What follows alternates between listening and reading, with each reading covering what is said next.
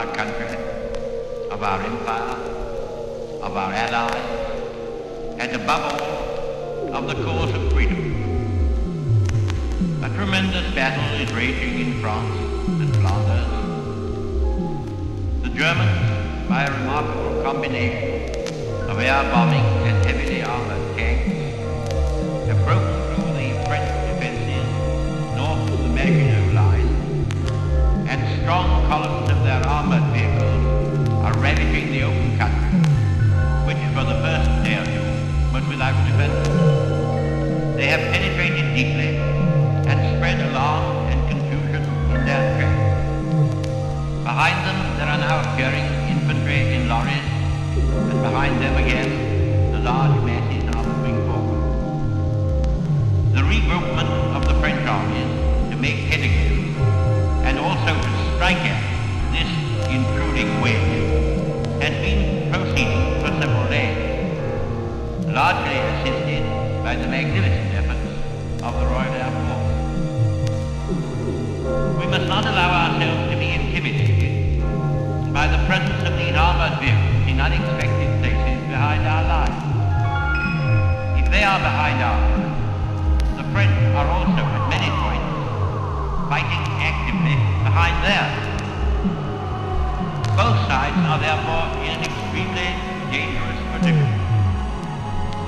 And if the French army and our own army are well handled, as I believe they will be, if the French retain that genius for recovery and counterattack for which they have so long been famous, and if the British army shows the dogged endurance, solid fighting power for which there have been so many examples in the past, then a sudden transformation of the scene might spring into being.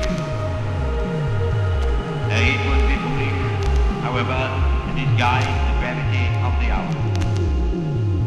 It would be still more foolish to lose heart and courage, or to suppose that well-trained, well-equipped armies, numbering 3 or 4 millions of men, can be overcome in the space of a few weeks or even months by a swoop or raid of mechanized vehicles, however formidable.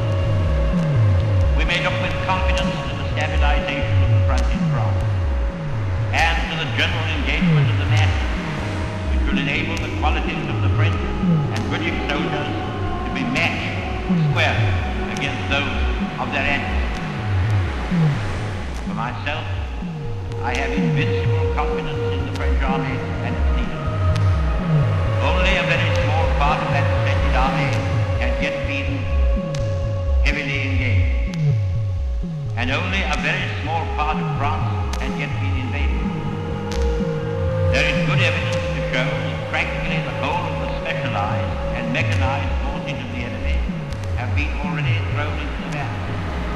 We know very heavy losses have been inflicted upon them. No officer or man, no brigade or division which grapples at close quarters with the enemy wherever encountered can fail to make a worthy contribution to the general result. The armies must cast away the idea of resisting attack behind concrete lines or natural obstacles, and must realize that mastery can only be regained by furious and unrelenting assault. And this spirit must not only animate the high command, but must inspire every fighting man. In the air, often at serious odds, often at odds hitherto thought overwhelming, we have been clawing down 3 or 4 to 1 of our enemies, and the relative balance of the British and German air forces is now considerably more favorable to us than at the beginning of the battle. In cutting down the German bombers, we are fighting our own battle as well as that in France. My confidence in our ability to fight it out to the finish with the German air force has been strengthened by the fierce encounters which have taken place and are taking place. At the same time, our heavy bombers are striking nightly at the taproot of German mechanized power, and have already inflicted serious damage from the oil refineries on which the Nazi effort to dominate the world directed offense. We must expect that as soon as stability is reached on the Western Front, the bulk of that hideous apparatus of aggression, which dashed Holland into ruin and slavery in a few days, will be turned to banana.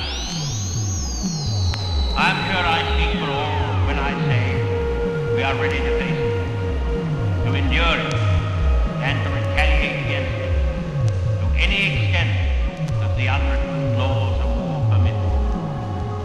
There will be many men and many women in this island when the ordeal comes upon them, as come it will feel comfort and even a pride that they are sharing the perils of our land front, soldiers, sailors, and airmen, God bless, and are drawing away from them a part at least of the onslaught they have to bear. Is not this the appointed time for all to make the utmost exertions in their power? If the battle is to be won, we must provide our men with ever-increasing quantities of the weapons and ammunition they need. We must have, and have quickly, more aeroplanes, more tanks, more shells, more guns. There is imperious need for these vital munitions. They increase our strength against the powerfully armed enemy. They replace the wastage of the obstinate struggle, and the knowledge that wastage will speedily be replaced enables us to draw more readily upon our reserves and throw them in now that everything comes to us. Our task is not only to win the battle, but to win the war.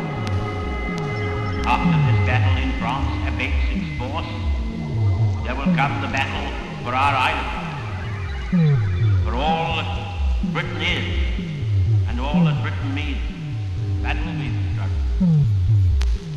In that supreme emergency, we shall not hesitate to take every step, even the most drastic, to call forth from our people the last ounce and the last inch of effort of which they are capable.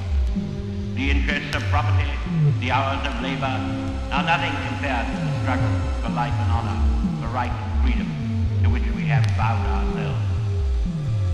I have received from the chiefs of the French Republic, and in particular from its indomitable Prime Minister, Monsieur Reynaud, the most sacred pledges that whatever happens, they will fight to the end, be it bitter nor be it glorious.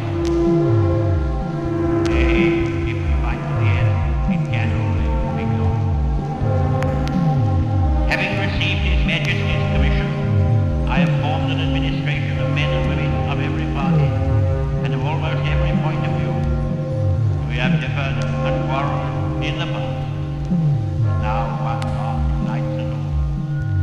Wage war until victory is won, and never to surrender ourselves to servitude and shame, whatever the cost and the agony may be. If this is one of the most awe-striking periods in the long history of France and Britain, it is also, beyond doubt, the most sublime. Side by side, unaided except by their kith and kin in the great dominions and by the wide empires which rest beneath their shield, side by side the British and French people have advanced to rescue not only Europe but mankind from the foulest and most soul-destroying tyranny which has ever darkened and stained the pages of history.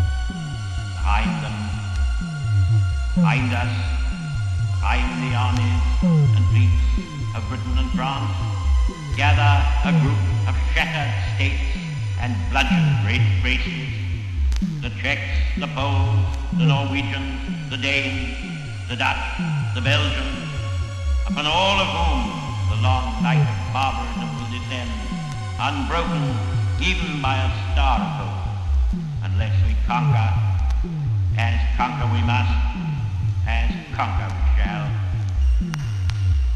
Today is Trinity Sunday. Centuries ago words were written to be a call and a spur the faithful servants of truth and justice. Arm yourselves and be ye men of valor, and be in readiness for the conflict, for it is better for us to perish in battle than to look upon the outrage of our nation and our altar. And the will of God is in heaven, even so let it be.